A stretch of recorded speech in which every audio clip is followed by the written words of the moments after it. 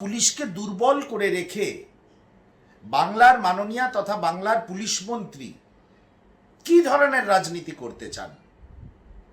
একটু আগে আমরা দেখছিলাম বিভিন্ন সংবাদ মাধ্যমে আজকে যে মহেশতলার রবীন্দ্রনগরে যে ঘটনা ঘটেছে, যেটাকে একটা ধর্মীয় সংঘাতের চেহারা দেওয়ার চেষ্টা করছে ভারতীয় জনতা পার্টি, এর দায়টা কার? এরপরে কি বাংলায় পুলিশ রক্ষা কমিটি তৈরি করতে হবে পুলিশদের বাঁচানোর জন্যে?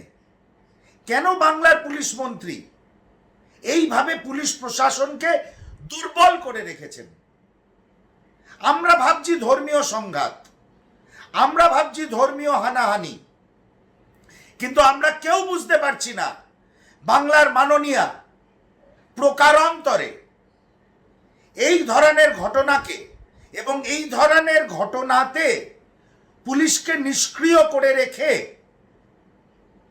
বাইনারির রাজনীতি করছেন, মেরুকরণের রাজনীতি করছেন।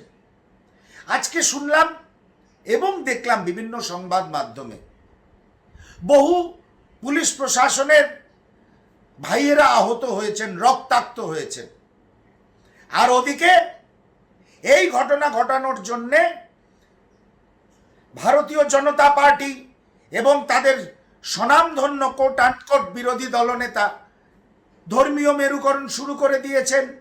আজকে হিন্দুরা গৃহহারা, হিন্দুদের বাড়ি লুটপাট হচ্ছে, মন্দির ভাঙা হচ্ছে। কেন মমতা বন্দ্যোপাধ্যায়, আমি প্রশ্ন করছি, কেন কেন পুলিশকে এরকম নিরস্ত্র করে রাখেন? কি লাভ হয়?